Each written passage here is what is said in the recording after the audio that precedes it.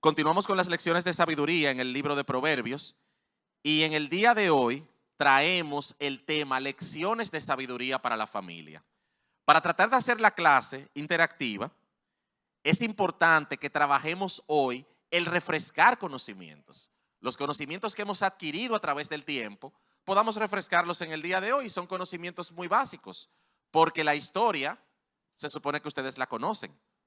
Cuando Dios le entrega a Moisés en el monte Sinaí la tabla con los mandamientos, entrega mandamientos dirigidos a la familia. Y si nos vamos a esa historia, nos encontramos que la familia ocupa un lugar fundamental y preponderante en la ley entregada por Dios a Moisés. ¿Alguien recuerda lo que dice el quinto mandamiento? Muy bien, contenido en Éxodo 20:12. ¿Alguien recuerda el séptimo mandamiento? No. No cometerás adulterio, muy bien. Segundo mandamiento vinculado a la familia. El primer mandamiento vinculado con el deber de los hijos hacia los padres. El segundo mandamiento vinculado con el deber del esposo a la esposa y viceversa, el no cometer adulterio. Y el décimo y último mandamiento de los 10 que Dios entregó, ¿qué dice? No codiciarás a la mujer de tu prójimo. Éxodo 20:17. Es decir, el 30% de los mandamientos entregados por Dios a Moisés en el Sinaí se sustentan en la familia. Entonces, ¿la familia es importante o no para Dios? Claro que sí. Por eso es importante que hoy acudamos a trabajar en nuestra adquisición de sabiduría para la aplicación de esa sabiduría a nuestra vida de familia, a nuestra vida matrimonial y a nuestra vida como padres. Y también a aquellos que no son padres o que no tienen un matrimonio, Dios le va a hablar en el día de hoy. Y ustedes lo verán al final de la clase. Lo que vamos a exponer en el día de hoy es básicamente principios dados en Proverbios para gobernar las relaciones entre esposo y esposa. Y principios dados en Proverbios para gobernar la relación entre padres e hijos. Trabajaremos en el día de hoy en entregarle a ustedes los principios y los textos bíblicos que fundamentan esos principios. En su bosquejo ustedes van a ver la mayoría de los versículos, otros los pondremos en pantalla. Los que deseen profundizar en esos versículos, tenemos más textos bíblicos para compartirlos con ustedes. Comenzando con la relación entre esposo y esposa. Veremos primero lo que Dios espera del esposo. También veremos lo que Dios espera de la esposa. Pero también veremos lo que Dios espera de los dos, de esposo y esposa trabajando juntos hacia un propósito común. Lo primero que Dios espera de nosotros como esposos es lealtad hacia la esposa y al hogar que nosotros formamos con ella. Si hay algo que Dios reprueba es el abandono y el descuido del hogar por parte del hombre. No solo Dios reprueba que un hombre se vaya de su casa y no vuelva jamás. Dios reprueba que un hombre esté caminando lejos de su esposa, esté caminando lejos de sus hijos y esté caminando lejos de la vida del hogar. Proverbios 27:8 nos enseña: como pájaro que vuela lejos de su nido, así es el hombre que vaga lejos de su hogar. Dios compara al hombre que se aleja de su hogar, al hombre que está en otras actividades que no sean las actividades hogareñas y que está desconectado de las actividades de su hogar, lo compara como un pájaro que vuela lejos de su nido. Sin embargo, Dios tiene un ideal más alto respecto al deber del esposo. No solo Dios te pide a ti como esposo lealtad hacia tu esposo. Dios espera más que lealtad. Dios no solo se limita en su relación contigo como esposo a que tú seas leal a tu mujer y a que seas fiel. Dios también busca en ti, hombre que estás escuchando esto, que seas apasionado en tu amor por tu esposa. Dios no quiere una relación fría con tu esposa. Dios no quiere que tú simplemente te limites a cumplir el deber matrimonial de serle fiel y no tratarte con otras mujeres. No, Dios quiere más de ti. Dios pide que vayas más allá. Dios te pide no solamente amor, sino un amor apasionado. Proverbios 5:19 nos dice: amante sierva y graciosa gacela, que sus senos te satisfagan en todo tiempo, su amor te embriague para siempre. Quiero detenerme en la palabra hebrea te embriague, porque la palabra hebrea o el término hebreo te embriague quiere decir literalmente extraviarse, y también tiene la traducción de tambalearse y estar intoxicado. Es decir, amado hermano que me escuchas, nosotros debemos estar embriagados de amor por nuestras mujeres. Debemos estar extraviados de amor por ellas. Debemos tambalearnos cuando estamos junto a ellas. Y el amor que mostramos hacia ellas tiene que intoxicarnos. Tenemos que estar llenos de amor para nuestras esposas. No es solamente cumplir un deber. El matrimonio va más allá de eso. El matrimonio te requiere pasión. Pasión por esa compañera que Dios te regaló.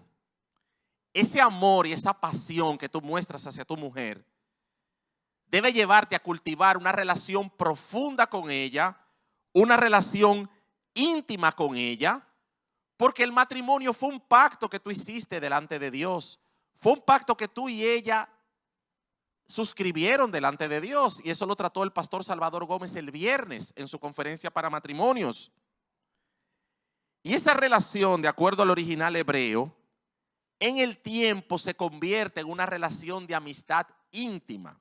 Proverbios 2:17 nos enseña: la cual deja al compañero de su juventud y olvida el pacto de su Dios. Proverbios nos enseña que el matrimonio es un pacto con Dios, pero nos habla de compañero de su juventud. Compañero de su juventud en el original hebreo nos habla de una relación íntima y de una relación duradera. No significa que usted se tiene que casar joven. Es lo ideal. A mí me hubiese gustado casarme más joven. Sin embargo, cuando nos habla del compañero de la juventud, de la compañera de la juventud, se habla de que con el tiempo se debe trabajar en el cultivo de una relación profunda, de una relación íntima, de una relación que sea profunda e íntima hasta que la muerte nos separe. Ese cultivo de una relación profunda, de una relación íntima, de una relación duradera, de ese amor apasionado, debe ir acompañado de sabiduría por parte del esposo para edificar el hogar y prudencia para afianzarlo. Proverbios 24:3 nos dice: con sabiduría se edifica una casa y con prudencia se afianza. Pero, y quiero hacer la siguiente pregunta, puede respondérmela cualquiera: ¿Dios espera sabiduría solo del hombre en la construcción de un hogar? ¿Alguien tiene la respuesta? ¿Qué Dios espera de la mujer también en la construcción de un hogar? Valerie.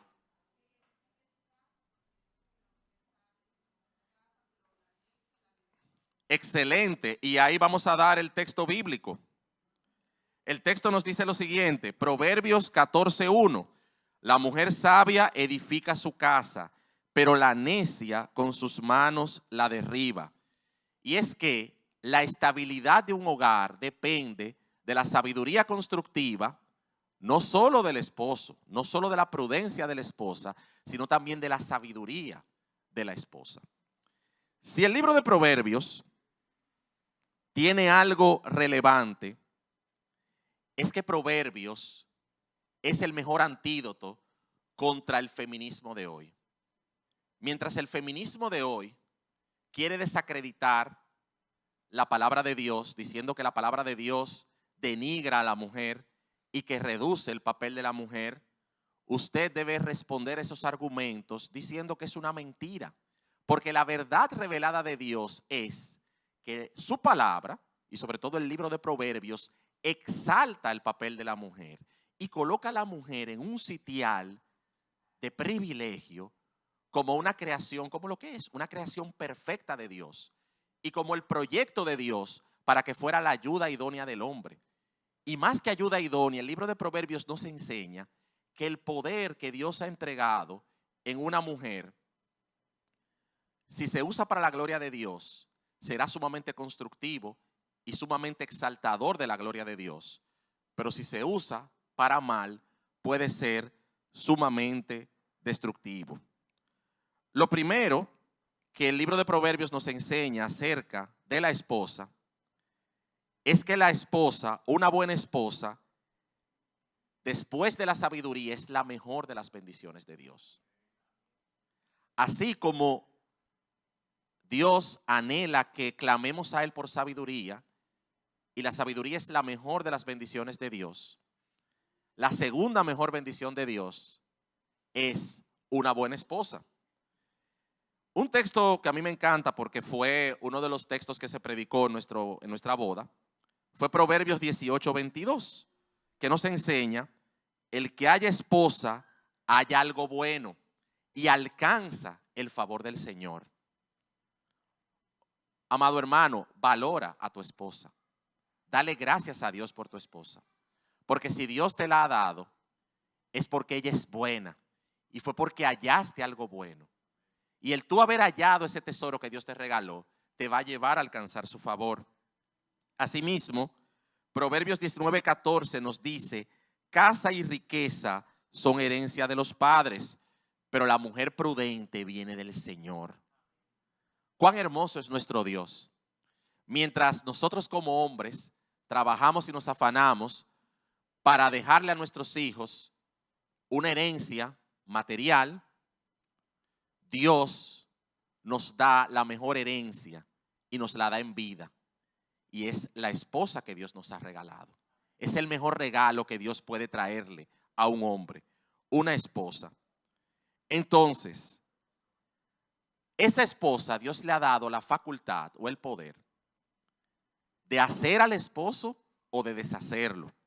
Proverbios 12:4 nos enseña: la mujer virtuosa es corona de su marido, mas la que lo avergüenza es como podredumbre en sus huesos.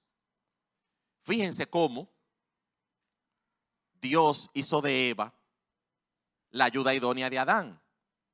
Sin embargo, Eva, en su conversación con la serpiente, se deshizo ella y también contribuyó a deshacer a Adán. No estoy retirando la culpa de Adán porque Adán no ejerció la autoridad que Dios le dio sobre Eva. Sin embargo, Eva abrió la puerta para que el mal entrara al Edén y esa primera familia que Dios había creado en santidad se contaminara por el pecado. Entonces, si hay algo que como esposos debemos hacer, es ejercer un liderazgo piadoso delante de Dios y que sea agradable delante de Dios, que sea un sacrificio agradable a Dios. Porque si lo hacemos, no vamos a motivar la queja en nuestra esposa. Proverbios 27:15 nos dice: guerra continua en día de lluvia y mujer rencillosa son semejantes. Proverbios 19:13: el hijo necio es ruina de su padre y gotera continua las contiendas de una esposa. Proverbios 21:9: mejor es vivir en un rincón del terrado que en una casa con mujer rencillosa. Sin embargo, Proverbios 27:16 nos da el principio de que debemos trabajar en nuestro matrimonio para que nuestra esposa nunca llegue a quejarse. Si permitimos que nuestra esposa desarrolle el mal hábito de quejarse, contener esa queja será difícil. La palabra nos dice en Proverbios 27:16: el que trata de contenerla refrena el viento y recoge aceite con su mano derecha. Hay una tendencia natural en la mujer a quejarse, pero es deber de nosotros, maridos, trabajar con gracia y con sabiduría y con prudencia en la vida de nuestra esposa para que ella no llegue a quejarse. No todas las mujeres son como la mujer de Job. La mujer de Job es una excepción, no es la regla. Job era un excelente marido, sin embargo, su esposa no estaba conectada con Dios lo suficiente y ella lo que descargó sobre él fue toda su frustración y toda su queja. Sin embargo, en la mayoría de los casos, Cuando la mujer desarrolla el mal hábito de quejarse, es porque nosotros como hombres no hemos hecho el trabajo que Dios espera de nosotros como líderes de nuestro hogar, no hemos cultivado una relación profundamente madura y suficiente que impida que la mujer desarrolle el mal hábito de quejarse. Siempre se va a quejar porque la naturaleza pecadora está en nosotros. Pero ese mal hábito no se debe arraigar si nosotros como hombres hacemos un trabajo tal en la vida de ella que glorifique el nombre de nuestro Dios y que lleve gracia a la vida de la mujer y que esa queja pueda ser contrarrestada con agradecimiento a Dios por parte de los dos y con contentamiento. Entonces, ahora pasando al tema, antes de pasar al tema de los hijos, quiero conectar el tema de las lecciones de sabiduría para el matrimonio con las lecciones de sabiduría para los hijos. Y es que en el matrimonio, Dios ha establecido que Él mismo es una relación de responsabilidades compartidas. El hombre no tiene más responsabilidad que la mujer no tiene más responsabilidad que el hombre, sobre todo en el aspecto que vamos a tratar ahora, que es la crianza de los hijos, la enseñanza de los hijos y la disciplina de los hijos. Proverbios 1:8 nos dice: oye, hijo mío, la instrucción de tu padre, y no abandones la enseñanza de tu madre. Proverbios 6:20 nos dice: hijo mío, guarda el mandamiento de tu padre y no abandones la enseñanza de tu madre. Es decir, ¿quiénes son los responsables de instruir y de enseñar a los hijos? Los dos, papá y mamá. Preparando esta clase pude ver una clase similar que dio el pastor Paul Washer, y Paul Washer decía en su clase que esa responsabilidad compartida de papá y mamá en la enseñanza de los hijos debe llevar a papá y mamá a construir un ministerio de enseñanza en el hogar. Es decir, que la palabra de Dios debe ser impartida por papá y mamá de manera sistemática a los hijos. Papá no debe delegar en mamá la enseñanza de los hijos, ni mamá debe delegar en papá la enseñanza de los hijos. Son los dos los que deben instruir. Puede ser los dos al mismo tiempo, puede ser un día papá o un día mamá, pero el deber de enseñanza lo tienen los dos. Y vamos a ver que no solo se trata de sentar a nuestros hijos y tener clases formales con ellos o tener un devocional familiar, que debemos hacerlo. También se trata de esa palabra que le estamos enseñando a nuestros hijos, modelarla en nuestra conducta. Y ese modelo de la conducta piadosa en nosotros y esa enseñanza que impartimos es lo que nos va a dar la autoridad suficiente para poder disciplinar a nuestros hijos, como veremos en lo adelante. Yo quiero que alguien lea, si le pueden pasar un micrófono, Proverbios 23 del 12 al 16. Para que alguien se ofrezca y nos comparte esos 4 versículos que son el fundamento de lo que vamos a compartir ahora sobre las lecciones de sabiduría para la relación de los padres con los hijos. Proverbios 23 del 12 al 16. Va a estar en pantalla para que también lo puedan leer en pantalla, pero que alguien lo lea en voz alta, por favor. Proverbios 23, 12 al 16. Aplica tu corazón a la instrucción y tus oídos a las palabras del conocimiento. No escatimes la disciplina del niño, aunque lo castigues. Con vara no morirá. Lo castigarás con vara y librarás su alma del Seol. Hijo mío, si tu corazón es sabio, mi corazón también se alegrará. Y se regocijarán mis entrañas cuando tus labios hablen lo que es recto. El texto nos enseña 2 aspectos de la instrucción y de la enseñanza. Es responsabilidad de los padres impartir instrucción y enseñanza a los hijos, pero la responsabilidad de los hijos es obedecer y aplicar esa instrucción y esa enseñanza. El único deber que tienen nuestros hijos mientras los estamos criando es obedecer la instrucción y la enseñanza que le estamos impartiendo. Y esa enseñanza e instrucción debe estar sustentada en la palabra de Dios, porque nuestra misión es transmitirle la palabra de Dios a nuestros hijos. Pero el verso 13 del texto que acabamos de leer nos dice cuál es la solución a la desobediencia de nuestros hijos y a la falta de aplicación a la enseñanza y a la instrucción. El verso 13 nos da el mandato de no escatimar en la disciplina de los hijos.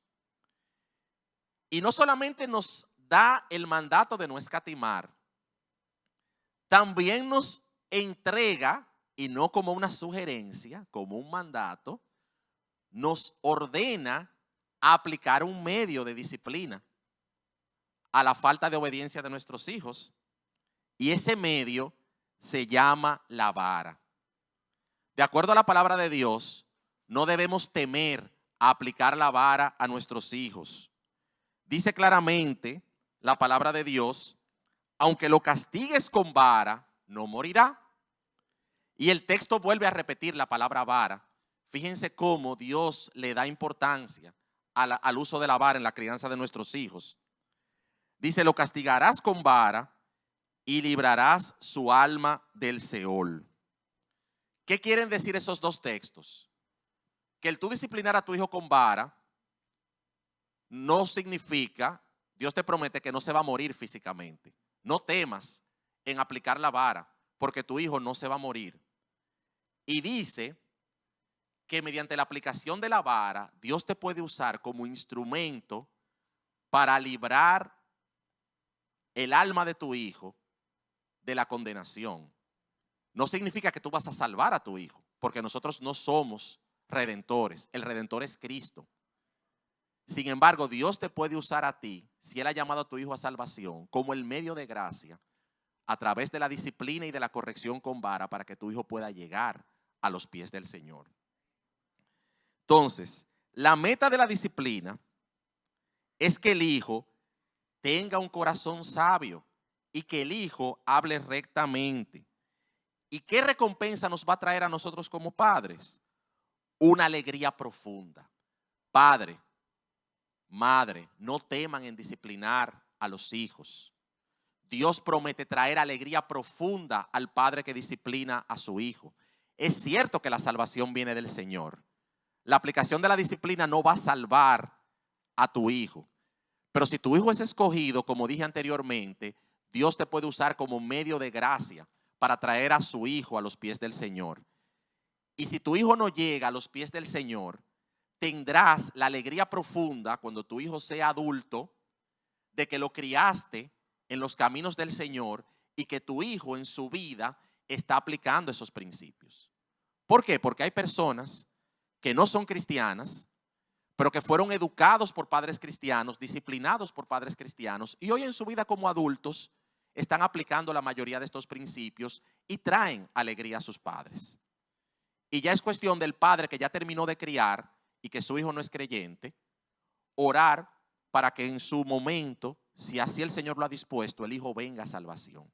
Pero queda en el corazón de ese padre que crió a su hijo cristianamente, que lo crió bíblicamente, la satisfacción y la alegría profunda de ver a un hijo que no es cristiano caminando decentemente. Y en el caso del padre que es cristiano, que su hijo llegó a los pies del Señor, la alegría es más profunda todavía de ver que su hijo pudo llegar a los pies del Señor. ¿Por qué? Porque la disciplina le evitó muchos sinsabores. Y Proverbios nos enseña el antídoto de la disciplina física, el antídoto de la aplicación de la vara. ¿Por qué? Porque la vida, vivimos en un mundo caído, vivimos en un mundo vendido al pecado. La Biblia nos dice que Satanás es el príncipe de este mundo, es el príncipe de la potestad del aire. Y hay tantas trampas que acechan a nuestros hijos, esperando para capturarlos y encerrarlos en una esclavitud pecaminosa durante su vida de adultos. Pero si tú decides hoy aplicar la vara en la vida de tus hijos, lo puedes librar de la necedad. Proverbios 13:1 nos dice que el hijo sabio acepta la disciplina de su padre, pero el escarnecedor no escucha la reprensión. Mediante la disciplina tú puedes librar a tu hijo de la pereza, de la holgazanería o en buen dominicano de la vagancia. Proverbios 10:5 nos dice, El que recoge en el verano es hijo sabio. El que duerme durante la siega es hijo que avergüenza. Y realmente uno lo ve en los colegios. En los colegios hay estudiantes o hay alumnos que son más holgazanes que otros. Pero esa holgazanería no se corrige en el colegio, ni se corrige en otro lugar. Esa holgazanería se corrige en la casa. Y esos adultos que hoy son holgazanes, que no les gusta trabajar, son el resultado de padres que no corrigieron esa holgazanería durante la niñez de sus hijos. La disciplina puede librar a los hijos del menosprecio a los padres. Proverbios 15:20 nos enseña: el hijo sabio alegra al padre, pero el hombre necio desprecia a su madre. Claro, un niño que no es enseñado y que no es disciplinado cuando en la niñez tiene actitudes de menosprecio a los padres, va a ser un adulto que constantemente está humillando a sus padres. La disciplina puede librar a tu hijo de maldecirte a ti como padre en el futuro. Y ustedes lo saben, que hay hijos que hoy maldicen a sus padres. Y Proverbios 20:20 nos dice: al que maldice a su padre o a su madre, se le apagará la lámpara en medio de las tinieblas. Proverbios 30:11 nos enseña: hay gente que maldice a su padre y no bendice a su madre. Eso se puede corregir a través de la disciplina. Y ustedes saben también de qué tú puedes librar a tu hijo mediante la aplicación de la disciplina. Lo puedes librar de la cárcel. Hay hijos que no son corregidos y cuando son adultos se vuelven ladrones o se vuelven hacedores de otro tipo de fechorías y hasta de robo a los padres. Hay hijos que le roban a los padres. Y Proverbios 28:24 nos lo enseña cuando nos dice: el que roba a su padre o a su madre y dice no es transgresión, es compañero de hombre destruidor. La conducta de un hijo que no es corregido se puede volver destructiva cuando ese hijo sea adulto. Y la palabra de Dios nos enseña que cuando no se corrige al hijo, cuando no se le disciplina, muchas veces la culpa es de los mismos padres. Y lo vemos en dos ejemplos en las Escrituras. Yo quiero que alguien lea Primera de Samuel 3, del 12 al 13, y otra persona lea Primera de Reyes 1, del 5 al 6. Vamos a ver rápidamente dos ejemplos en la Biblia de padres que no corrigieron a sus hijos y cosecharon en sus hijos y en ellos mismos las consecuencias de no corregirlos. Primera de Samuel 3, del 12 al 13, y Primera de Reyes 1, del 5 al 6. Dos voluntarios, rapidito. Y 13, Primera de Samuel 3, del 12 al 13. Ese día cumpliré contra Elí todo lo que he hablado sobre su casa, desde el principio hasta el fin, porque le he hecho saber que estoy a punto de juzgar su casa para siempre a causa de la iniquidad de la cual él sabía, pues sus hijos trajeron sobre sí una maldición y él no los reprendió. Qué grave es esto.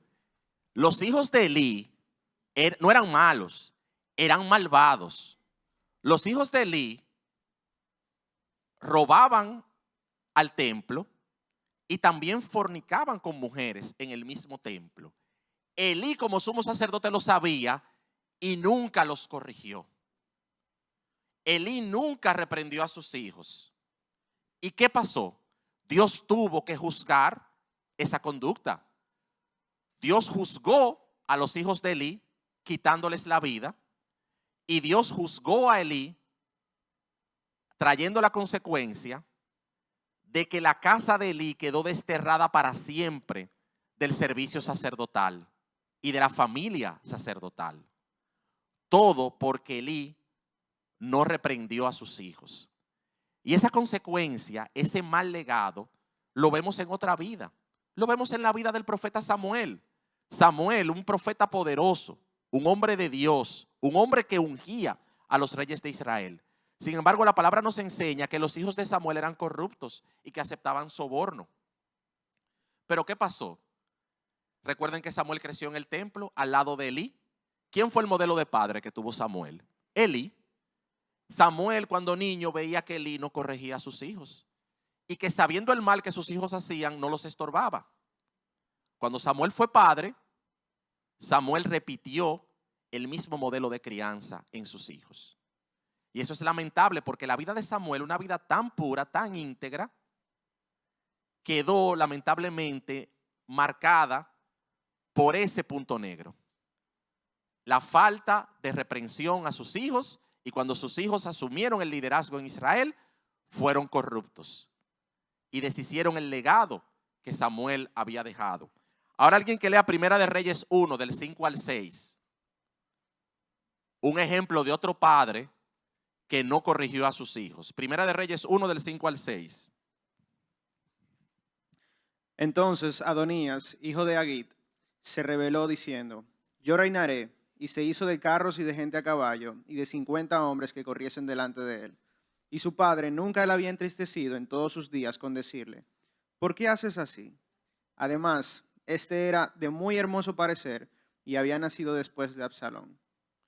Adonías era hijo del rey David con una mujer llamada Agit. Adonías fue sumamente consentido por su padre. Fíjense lo que dice el texto, que David nunca lo reprendió durante los días de su vida. David era testigo de que Adonías estaba preparando un golpe de estado contra el heredero, que era Salomón. Salomón, el hijo que David tuvo con Betsabé, fue señalado como el heredero al trono. Sin embargo, Adonías estaba conspirando para hacerse con el trono y matar a Salomón. David nunca reprendió a Adonías. Y Adonías, igual que su hermano mayor, Absalón, que también también conspiró contra David y le quitó el reino momentáneamente, y lamentablemente murió y pagó su consecuencia. Adonías nunca fue corregido y Dios tuvo que tomar control de la situación, y Adonías tuvo que ser juzgado por Dios. Y Salomón tuvo que mandarlo a matar para poder salvar su reino y salvar el legado que Dios había dado. No solamente Adonías, sino todos los que estaban conspirando con él. Pero esa conducta de Adonías, de no respetar la autoridad de Dios, de no respetar el legado de Dios, de no respetar al hombre que Dios había instituido como heredero del trono de David, trajo consecuencias. Y realmente Dios trae consecuencias sobre esos padres que, sabiendo el mal o sabiendo la conducta pecaminosa de sus hijos, no hacen nada para corregirlos. Pero, aunque Dios juzga a esos padres, Proverbios 29:3 nos enseña que a fin de cuentas el hijo lleva su propia culpa. Proverbios 29:3 nos dice: el que ama la sabiduría alegra a su padre, pero el que anda con rameras malgasta su fortuna. Aunque solamente lo limita a ese pecado, pero se puede aplicar a todo tipo de situaciones. El hijo que avergüenza a su padre, el hijo que anda en un camino de pecado, malgasta su fortuna. Muchas veces la fortuna física, pero sobre todo la fortuna espiritual. Pastor.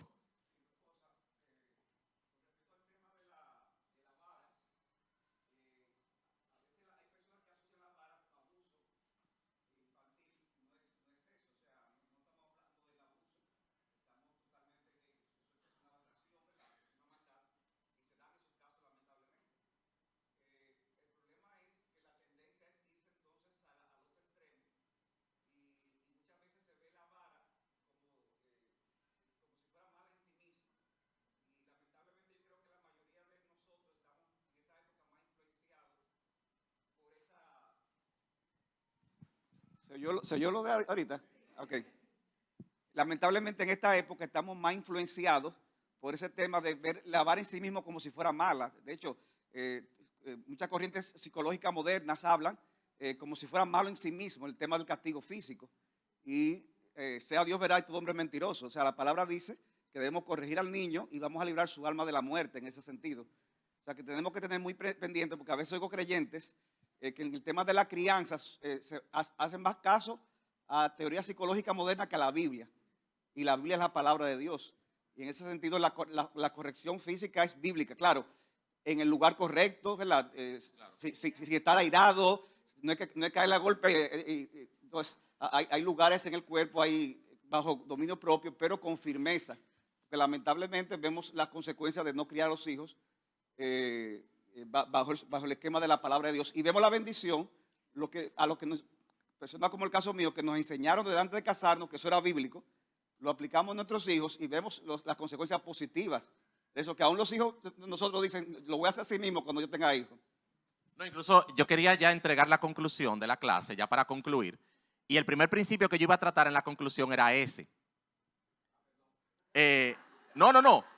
Que con el tema de abuso, la vara se convierte en abusiva si no está acompañada de instrucción, de enseñanza y del modelo de una conducta cristiana. Padre, madre, no uses la vara si no la vas a acompañar de enseñanza, de instrucción y del modelo de una conducta cristiana, porque entonces la vara se convierte en abusiva. Pero tampoco caigas en el otro extremo. Tú no haces nada instruyendo a tu hijo en la palabra de Dios y enseñándole la palabra de Dios, y tú siendo un buen cristiano, si no vas a usar la vara en la vida de tu hijo. Exactamente, mientras más pequeño mejor. Entonces, ese es un principio que debemos llevarnos hoy a nuestra casa. Ya para resumir, ¿qué enseñamos sobre el matrimonio? El matrimonio debe ser cultivado y alimentado. Yo recuerdo una prédica que escuché hace muchos años, antes de casarme, que decía que el matrimonio es como un jardín y el esposo es el jardinero. El esposo debe estar constantemente cultivando ese jardín, no permitir que la hierba mala crezca. Esposo y esposa deben hacer sacrificios y no deben escatimar tiempo y esfuerzo para mejorar su matrimonio cada vez que se requiera. Ese esfuerzo debe hacerse antes que comience el malestar, antes que comiencen las quejas. Y es que se debe ser intencional para resolver cualquier problema que surja en el matrimonio. Cuando el matrimonio es cultivado, cuando el matrimonio es alimentado, marido y mujer comprenden su importancia en el hogar. El marido está consciente de la bendición que ha recibido en su mujer y la mujer se regocija en el crecimiento de su marido y en la estabilidad de su hogar. Lo que más agrada a una mujer, queridos maridos, es el crecimiento espiritual de nosotros. Si nuestras esposas nos ven constantemente creciendo en el Señor y caminando con el Señor, créame que la alegría que usted va a traer en su mujer es profunda. La responsabilidad de los dos padres, del papá y mamá, es instruir y disciplinar a los hijos. Y la responsabilidad de los hijos es aplicar esa enseñanza a sus corazones. Un método de esta disciplina es la vara, como dije, acompañada de enseñanza, de dirección y de ejemplo. Entonces, ya para terminar, yo quiero dirigirme a aquellos que no tienen hoy un matrimonio o que hoy ya no están criando hijos, que ya no tuvieron hijos o que ya terminaron su labor de crianza. Déjenme decirles que Dios tiene algo que decirles a ustedes en el día de hoy. Esta clase no fue exclusiva para esas personas. En Jesucristo, cualquier deficiencia en una relación temporal puede ser superada. Dios nos regala relaciones profundas con hermanos espirituales. Marcos 10, versos 29 y 30, nos enseña que en el cuerpo de Cristo recibimos 100 veces más hermanos, hermanas, padres, madres, casas y plenitud. Es decir, que Dios te ha regalado en el cuerpo de Cristo como miembro de la iglesia una infinitud de relaciones profundas que tú tienes que cultivar. Los hermanos en Cristo, tus hermanos son tu regalo y Dios te manda a cultivar esas relaciones con tus hermanos en Cristo. Nosotros no venimos a la iglesia porque nosotros somos la iglesia. Nosotros nos congregamos para adorar al Señor. Pero Dios en este cuerpo nos ha regalado una cantidad de hermanos y hermanas que también Dios te llama a cultivar esas relaciones. Y lo más importante, si tú sientes hoy que has sido víctima de un esposo desleal, de una esposa desleal o de un hijo desleal que no te ha honrado, yo quiero decirte que como creyente ya tú estás casado con Cristo. Y en Cristo tú vas a experimentar la más alta de las lealtades. En Cristo no hay deslealtad. En Cristo hay fidelidad. En Cristo hay bendición. En Cristo hay compasión. Y si tú llegaste hoy lastimado y herido por un cónyuge desleal o por un hijo desleal, yo quiero decirte hoy que esta mañana es el tiempo de venir al pie de Cristo. Esta mañana es el tiempo de tú entregarle tu corazón a Cristo, tu corazón herido y destrozado, para tú encontrar en Cristo la verdadera lealtad. Yo quiero que alguien lea Apocalipsis 19 del 6 al 8 para terminar con ese texto, porque ahí está la mayor de las promesas. Esos tres textos nos narran lo que será el día de las bodas del Cordero. Cuando Cristo se entregue a sí mismo al final de los tiempos, una iglesia pura y sin mancha que somos nosotros. Cristo se va a unir a nosotros en matrimonio santo por la eternidad. Y ese día vamos a encontrar la plenitud de gozo, pero una plenitud que tú puedes experimentar desde ahora aquí en la tierra. Que alguien lo lea del 6 al 8. Sí.